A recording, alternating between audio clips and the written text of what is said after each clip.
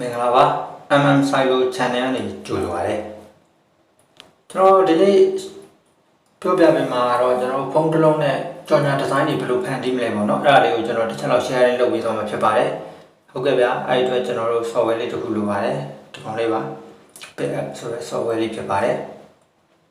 Play Store မှာလည်း download ဆွဲလို့ရပါတယ်ကျွန်တော်အဲ့ဒီအကောင့်လေးတွေကို software လေးတွေကိုဝင်လိုက်မယ်ဗျာinternet connection တော့လိုတယ်ဗျာကျွန်တော်ပြီးရင်ဒီကအပေါင်းလက္ခဏာလေးကိုနှိပ်လိုက်မယ်အပေါင်းလက္ခဏာလေးကိုနှိပ်ပြီးရင်ကျွန်တော်တို့ဒီမှာ background တွေရွေးလို့ရတယ်ဗျာအကြောင်းဆုံးရှိပါတယ်ကျွန်တော်ကတော့ဖြူရောင် background လေးကိုပဲရွေးလိုက်ပါမယ်ဟုတ်ကဲ့ပြီးရင်ကျွန်တော်တို့ application မှာဖြူရောင် background ရွေးပြီးသွားပြီပြီးရင်ကျွန်တော်တို့ဒီထက်က sticker ဆိုတာလေးကိုနှိပ်မယ် sticker ထဲမှာကျွန်တော်တို့လိုချင်တာတွေကိုပုံရိုက်ရှာလို့ရပါတယ်ဟုတ်ကဲ့ဒီမှာဆိုရင်ကျွန်တော် LINE line BLU blue line ယူပြအောင် line လေးတစ်ခုရှာခြင်းတဲ့အတွက်ကျွန်တော်အတိုင်းရိုက်ရှာလိုက်ပါတယ်အဲ့ဒါ line ကောင်းရင်တော့အများနဲ့ဗျာအခုတော့ကျွန်တော် line လေးနည်းနည်းနှေးနေပါတယ်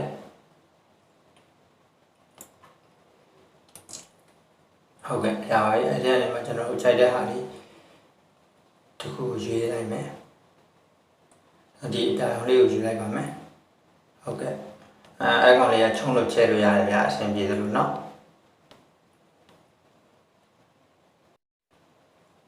အဆင်ပြေသလိုဒီချုံလို့ချဲလို့ရပါတယ်ဒီကောင်လေးက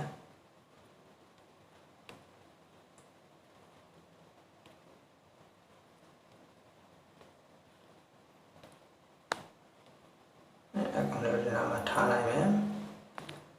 ပြီးရင်နောက်ထပ် line တစ် line ကျွန်တော်ကလိုချင်တဲ့အတွက်ပြီးရင် icon sticker လေးဆိုတာပဲ sticker ဝယ်ဆက်နေမယ်ကျွန်တော်ကနောက်တဲ့အစိမ်းရောင် line လေးလိုချင်တဲ့အတွက် line grant GRAE line grant ဆိုပြီးရိုက်ရှာလိုက်ပါမယ်ဟုတ်ကဲ့ပုံလေးချလာပါပြီအဲဒီကနေမှကျွန်တော်တို့အဆင်ပြေတယ်ကျွန်တော်ဒီရောင်လေးယူလိုက်မယ်ဗျာနော်ဒီရောင်လေးယူလိုက်မယ်အဲကောင်လေးကိုလည်းခုနလိုပဲအဆင်ပြေလို့ချုံလို့ချဲလို့ရပါတယ်အဲကောင်လေးကိုဒီနားမှာထားလိုက်မယ်ဟုတ်တယ်ကျွန်တော်ကအပြာရောင်လေးရဲ့အောက်ကိုထားကြတာဗျအစိမ်းရောင်လေးကိုအဲ့အတွက်ကျွန်တော်အပေါ်ကအကောင်လေးကိုကျွန်တော်တစ်ချက်နှိပ်လိုက်ပါမယ်ပြီးရင်မူထောင်းလို့နှိပ်လိုက်တာနဲ့အပြာရောင်လေးရဲ့အောက်ကိုအစိမ်းရောင်လေးကရောက်သွားပြီဖြစ်ပါတယ်ပြီးရင်ကျွန်တော်တို့က sticker ဆိုလေးကိုပဲဆက်နှိပ်မယ်ကျွန်တော်ကဖုန်းနံပါတ်လေးပါကြော်ညာချင်တာဆိုတော့ဖုန်းပုံလေးရှာမယ်ဗျအဲ့အတွက် PHONE4 ဖုန်းဆိုပြီးတော့ရိုက်ရှာလိုက်ပါမယ်ကျွန်တော်တို့ဖုန်းပုံတွေအများကြီးကြာလာပါပြီအဲ့ဒီကနေကျွန်တော်တို့အဆင်ပြေမဲ့ဟာလေးရှာလိုက်မယ်နော်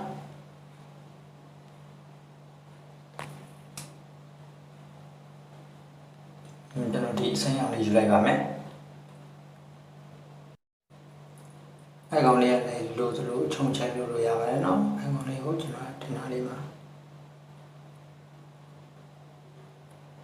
အဲ့နားလေးမှာထားလိုက်မယ်ပြီးရင်ကျွန်တော်က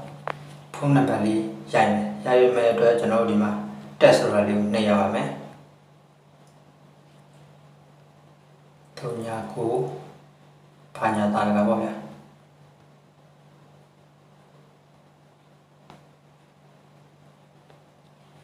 ပြီးရင်အမှန်ကျလေးနှိပ်လိုက်ပါကျွန်တော်ကအဖြူပေါ်မှာအဖြူဖြစ်နေတဲ့အတွက်အရောင်ကမပေါ်ပဲဖြစ်နေရဗျာဒီအောက်ကကာလာဆိုတာလေးကိုရွေးမယ်ပြီးရင်အနီရောင်လေးရွေးလိုက်မယ်ပဲကျွန်တော်ကတော့ပြီးရင်ဒီနားလေးမှာထားလိုက်မယ်ပြီးရင်ကျွန်တော်တို့ကဒီကောင် add photo ဆိုတာလေးကိုနှိပ်မယ် add photo အဲကောင်လေးကိုနှိပ်မယ်အဲဒီကနေကျွန်တော်တို့ကပုံလေးတစ်ပုံယူလိုက်မယ်ဟုတ်ပြီအဲကောင်လေးကိုဒီကောင်ကခုနကမူထောင်းနှစ်ခါနှိပ်လိုက်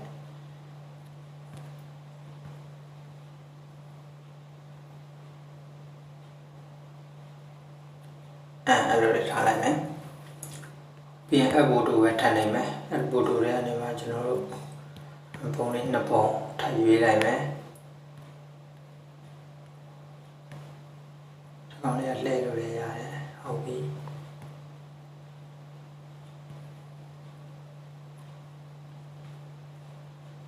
အဲ့လိုလေးထားလိုက်မယ်ဗျာ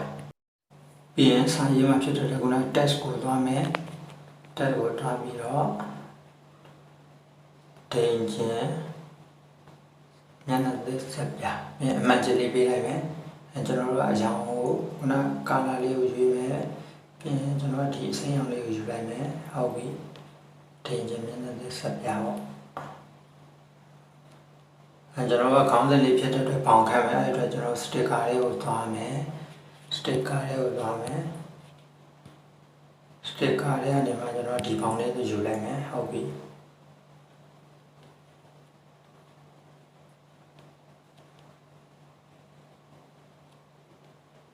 ခေါင်းစဉ်လေးလာသွားပြီပြီးရင်စာလေးထပ်ရိုက်မယ်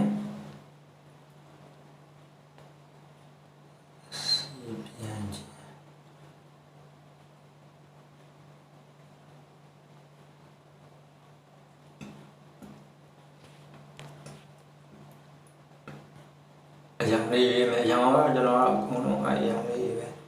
လောက်လိုက်တော့မှာဗျာ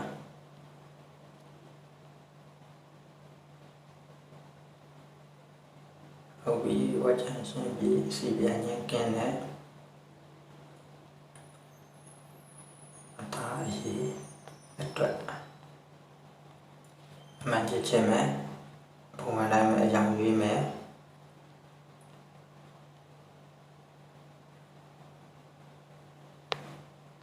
ဟုတ်ကဲ့ကျွန်တော်ကတော့နမူနာအချမ်းလေးလုပ်ပြသွားတာဖြစ်ပါတယ်အားလုံးပဲ like လုပ်ကြည့်လို့ရပါတယ်အဆင်ပြေကြပါစေဗျာကျေးဇူးတင်ပါတယ်